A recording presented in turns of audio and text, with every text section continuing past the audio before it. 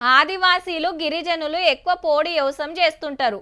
అడవులు సాగు చేసి పంటలు పండించి బతుకుతున్నారు.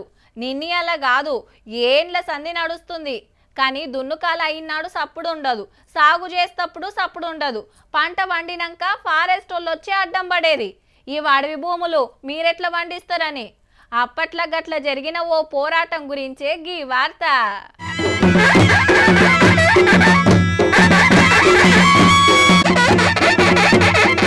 45 ఏండ్ల కిందట పోడు భూముల కోసం గొట్లాడి పోలీస్ కాల్పుల జీవిడిచిన ఇంద్రవెల్లి అమరులను నిండార దలుసుకున్నారు ఆదివాసీలు. వాళ్ళ పద్ధతుల ప్రకారం పూజలు చేసిండ్రు. ఎమ్మెల్యేలు వెడమ బొజ్జసారు, కోవా లక్ష్మీ మేడం, మాజీ మావోయిస్టు చంద్రన్న కూడా వచ్చిండ్రు.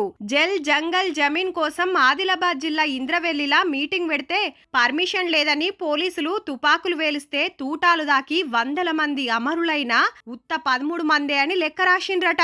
గా లడాయి ఎల్లకాలం యాదికుండాలని ఈ స్తూపం గట్టి 17 ఏప్రిల్ 20 నాడు తలుసుకుంటాన్రు.